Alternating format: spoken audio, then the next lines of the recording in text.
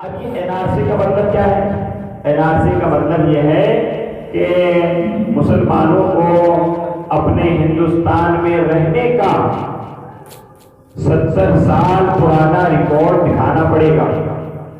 اس میں کوئی گورنمنٹ کا کاغذ ہونا چاہیے، یا آپ نے کوئی پراپرٹی بیچی ہو یا دی ہو، یا آپ کا برتھ سرٹیفکیٹ ہونا چاہیے، یا آپ کا کوئی بیانامہ ہونا چاہیے، یا آپ کو جاب کرتے ہیں تو اس کا پروف ہونا چاہیے، یا آپ کی کوئی ایل آئی سی ہونا چاہیے، آپ کا اکاؤنٹ ہونا چاہیے. میں سمجھتا ہوں کہ تقریباً اگر یہ لاگو ہوتا ہے آدھے سے زیادہ مسلمان، آدھے سے زیادہ، چاہے اس میں ہندو آ جائیں چاہے مسلمان آ جائیں، آدھے سے زیادہ لوگ یہ ثابت نہیں کر پائیں گے. کیونکہ آپ دیکھ لیجیے ہمارے ہندوستان میں آج بھی بہت سے علاقے اور ایرز ایسے ہیں کہ جب وہاں سیلاب آتا ہے اور برسات شروع ہوتی ہے تو بیچارے بہت سے مسلم اور بہت سے ہندو بھی ایسے ہیں کہ جو ایک جھوپڑی ڈال کر رہ رہے ہیں، ایک تمبو گاڑ کے رہ رہے ہیں. پتہ چلا وہاں بہتی آ گئی، سیلاب آ گیا، ان کا پورا کا پورا وہ خیمہ جو ہے سیلاب کے نظر ہو گیا، بہہ گیا. ان کے بہت سے ڈاکومنٹس اور بہت سے پیپر، یعنی بہت سے افراد ایسے ہیں کہ جو 70 سال کا ریکارڈ اپنا نہیں دے پائیں گے، جبکہ وہ ہندوستانی ہیں. ان کے باپ دادا یہاں کی سرزمین پر مر گئے، اور مگر پھر بھی ان کو جو ہے کہا جائے گا کہ یہ انڈین نہیں ہے. اب سوال ہوگا کہ اچھا آپ جو یہ لوگ ثابت نہیں کر پائیں گے کہ آپ انڈین ہیں، 70 سال کا اپنا ریکارڈ نہیں دکھا پائیں گے، تو ان سے کیا کہا جائے گا؟ ان سے یہ کہا جائے گا یا تو آپ ملک چھوڑیے، اور اگر آپ ملک نہیں چھوڑیں گے تو آپ کو ایک خاص کوئی جگہ، کسی جگہ پر رکھا جائے گا. وہی ساری پالیسی اسرائیل والی ہے. اس طریقے سے بہت سی جگہ پر ہیں کہ مسلمانوں کو بس ایک جگہ کر دیا جائے، اور جب چاہیں آپ ان کا کھانا بند کر دیجئے، جب چاہے پانی بند کر دیجئے، اور جب چاہے ان کے جو ہے آپ ان کے اوپر ظلم کر دیجئے، جب چاہے فائرنگ کر دیجئے. اس طرح کے سارے، اور اسرائیل کی پوری پلاننگ یہی ہے کہ اس نے جو ہے اسرائیل میں تمام مسلمانوں کی پراپرٹیز جو ہے وہ سب یہودی لوگوں کو جو ہے الگ کر کے ان کو دے دی گئی. تو یہ پالیسیز کی یہاں پر بھی ہے. سوال ہوا کہ یہ بتائیے کہ وہ افراد جو ہندوستانی ہیں اور وہ پروف نہیں کر پائیں گے کہ ہمارے پاس میں سے کوئی پیپر نہیں ہے، تو کون ہوگا؟ کہ وہ خارجی ہیں، وہ ہندوستانی نہیں ہیں. اب کیا ہوگا؟ یا تو ملک سے باہر جائیں، یا پھر ان کو جہاں گورنمنٹ رکھے گی وہاں پر انہیں رہنا پڑے گا. اور جو بنگلہ دیش، پاکستان اور افغانستان میں رہتے ہیں ان کو کہا جائے گا کہ یہاں پر آئیے. تو اب سوال ہوا کہ انہیں کہاں رکھا جائے گا؟ کہ ہندوستان میں رکھا جائے گا. ٹھیک ہے، ہندوستان میں رکھا جائے گا. اب آپ یہ بتائیے، انصاف سے بتائیے، ہر قانون جو ہے وہ دیکھیے ملک جو ہے قانون چلاتا ہے، اور قانون جو ہے وہ ملک کے لوگوں کے تحفظ کے لیے ہوتا ہے، تاکہ اس میں انسانیت تحفظ رہے، تاکہ اس میں جو ہے لوگ امن و امان میں رہیں، چین و سکون سے رہیں. اس لیے قانون بنایا جاتا ہے. کیسے بتائیے جو لوگ ہندوستانی نہیں اور ہندوستان لایا جائے گا، 1 کروڑ سے زیادہ افراد اگر آتے ہیں تو یہ بتائیے ان کے پاس میں انڈیا نیشنلٹی کا کوئی پروف نہیں ہوگا، ان کے پاس دستاویزات نہیں ہوں گے، کاغذات نہیں ہوں گے، تو انہیں کاغذات کون دے گا؟ تو جواب آیا کہ انہیں کاغذات جو ہے انڈیا گورنمنٹ مہیا کرے گی. ان کو نیشنلٹی کے کاغذات جو انڈیا گورنمنٹ دے گی. جو باہر کے ہیں تمہارے ملک میں آئیں گے انہیں انڈیا حکومت کاغذات دے گی، آدھار کارڈ، پاسپورٹ، یا اور دوسری چیزیں، تمام چیزیں جو ہیں وہ انڈیا گورنمنٹ دے گی. اچھا ٹھیک ہے، اور جو آپ کے ہندوستانی ہیں جن کے پاس میں نہیں ہے ان کے ساتھ کیا ہوگا؟ تو انہیں ملک سے نکالا جائے گا. نہیں، کہاں کا انصاف ہے کہ باہر والوں کو انڈیا گورنمنٹ اپنے ملک کا جو ہے دستاویزات فراہم کرے گی، اور جو 70 سال سے یہاں پر رہ رہے ہیں جو بیچارے نہیں ثابت کر پا رہے ہیں تو ان کو یہاں سے نکالا جائے گا. اس کی مثال بالکل ایسے ہی ہے. کیسے؟ جیسے کہ کسی باپ کے پاس میں 5 بیٹے ہوں، کسی باپ کے پاس میں 5 بیٹے ہوں، اور جب شام آ جائے تو شام آنے کے بعد باپ 4 بیٹوں کو گھر میں انٹری دے دے اور ایک بیٹے سے کہے کہ تم باہر جاؤ. اب جس بیٹے کو باہر کیا گیا تو یہ بتائیے کہ اس میں بیٹے کا قصور ہے یا باپ کا؟ میں بیٹے کا قصور ہے یا باپ کا کہ 4 کو اس نے انٹری دی اور 1 کو اپنے گھر سے نکال دیا؟ تو یہ غور طلب بات ہے کہ ایک باپ نے 4 بیٹوں کو انٹری کیوں دی اور 1 بیٹے کو گھر سے باہر کیوں نکال دیا؟ تو اب جو اس بیٹے کو گھر سے باہر نکالا اور 4 کو انٹری دی، یہ غور طلب بات ہے۔ اب اسی بات کو کلیئر کرنا چاہیے باپ کو کہ انٹری کیوں دے رہا ہے اور ایگزٹ کیوں کر رہا ہے۔ یہ غور طلب بات ہے، اس بات کا خلاصہ باپ کو کرنا چاہیے۔ ایسا نہیں ہے کہ آپ لوگوں سے اپیل ہے، آپ لوگوں سے یہ گزارش ہے کہ آپ پروٹیسٹ کریں اور خوب کریں، مظاہرہ کریں اور خوب کریں، اس کو قانون بھی منع نہیں کرتا۔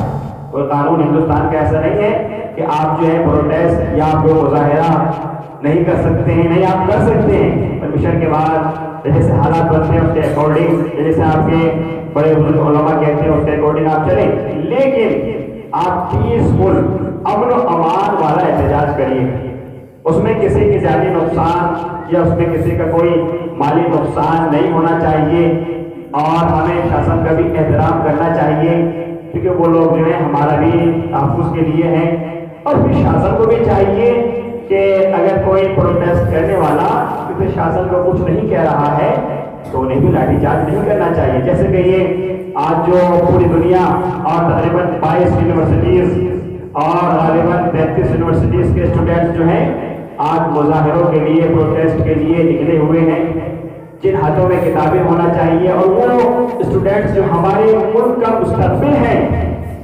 جن کے ذریعے سے مستقبل بنے گا، مستقبل چلے گا۔ آج ساری دنیا جو ہے کتنی مذمت کر رہی ہے ہمارے اس شاسن کے فعل کو کہ انہوں نے جامعہ کے اسٹوڈنٹ پر لاٹھی چارج کی اور ان کے رومز میں گھس کر خواتین تک پر جو ہے لاٹھی چارج کی گئی۔ یقیناً اگر یہ عمل شاسن کی جانب سے ہوا ہے تو یقیناً یہ عمل ایک قابل مذمت ہے، بے پناہ قابل مذمت، اس میں کہیں بھی گنجائش نہیں ہے کہ چھوڑا جائے۔ یقیناً امین کے ساتھ کہا جا سکتا ہے کہ اگر یہ ایسا ہوا ہے تو پھر قانونی کارروائی ہونا چاہیے تاکہ دنیا کے سامنے یہ آئے کہ دیکھو ہندوستان میں بھی ابھی انصاف کے دروازے کھلے ہوئے ہیں۔ اور پھر یہ کہنا کہ خالص جو ہے مسلمانوں کو نیشنلٹی نہیں دی جائے گی، ہندو کو نیشنلٹی دی جائے گی، یہ بہت اچھا ہوا کہ ہمارے ملک کا ہندو بھی آج جاگا ہوا ہے، عیسائی بھی آج جاگا ہوا ہے، پارسائی بھی آج جاگا ہوا ہے، مسلمان بھی آج جاگا ہوا ہے۔ انہوں نے اس حکومت اور حاکم کی پالیسی اور سازش کو سمجھا کہ یہ سازش کیا ہے۔ اصل میں یہ سازش یہ تھی تاکہ ہندو ایک طرف ہو جائیں اور مسلمان ایک طرف ہو جائیں۔ اگر ہندو سب ایک ساتھ ایک پلیٹ فارم پر آ گئے تو پھر مسلمانوں کی کوئی طاقت نہیں ہے کہ اس قانون کو بننے سے روکا جائے یا یہ بل جو ہے واپس کرایا جائے۔ لیکن نہیں، ہمارے ہندو بھی سمجھدار ہیں کہ یہ کیا چاہ رہے ہیں، یہ امن و امان کو ختم کرنا چاہ رہے ہیں، چین و سکون کو ختم کرنا چاہ رہے ہیں۔ اور اگر آج یہ بل پاس ہو گیا تو کل کو یہ کہا جائے گا کہ آپ کی جو بچیاں کالجوں میں پڑھتی ہیں وہ پردہ نہ کریں۔ پرسوں پر یہ قانون آئے گا کہ آپ کی بچیوں کو چاہیے کہ اسکولوں میں ڈانس کریں۔ پھر یہ قانون آئے گا کہ مسلمانوں کو یہ والا علم پڑھنے نہ دیا جائے۔ پھر یہ قانون آ سکتا ہے کہ اس کلاس میں مسلمانوں کی انٹری نہیں ہونا چاہیے۔ تو یہ سب جو ہے یہ جھگڑا کرانے کے لیے، فساد بڑھانے کے لیے تاکہ ہندو اور مسلم ہو جائے۔ لیکن الحمدللہ ہمارے ملک کا ہندو اور سکھ اور عیسائی اور مسلمان آج ایک پلیٹ فارم پر ہیں اور وہ سمجھ گئے ہیں کہ گھسپیٹیے کون ہیں اور ہمارے ملک کے رہنے والے کون ہیں، ہمارے ملک کو تحفظ دینے والا کون ہے اور اس کا تحفظ چھیننے والا کون ہے۔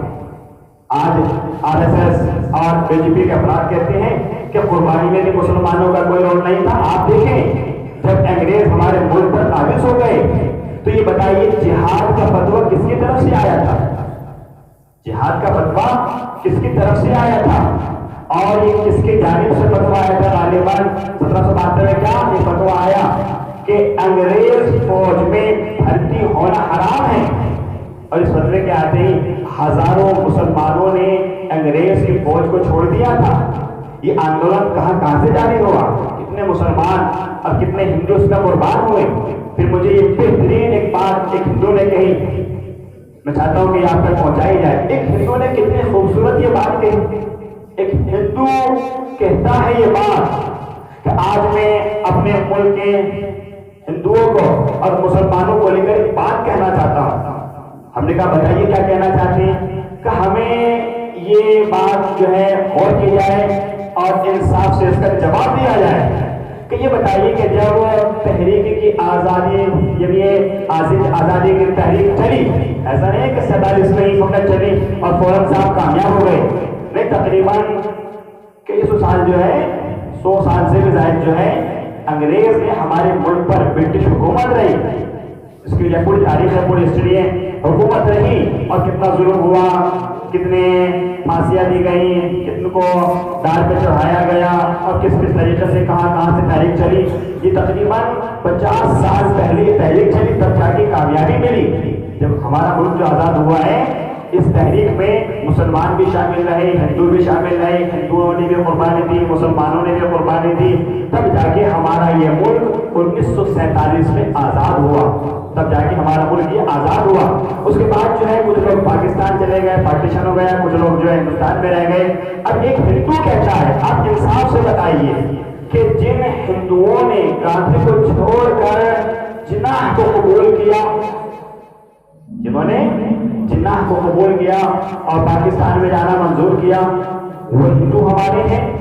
یا جنہوں نے جناح کو چھوڑ کر گاندھی کا دامن تھام لیا، یا وہ مسلمان ہمارے ہیں؟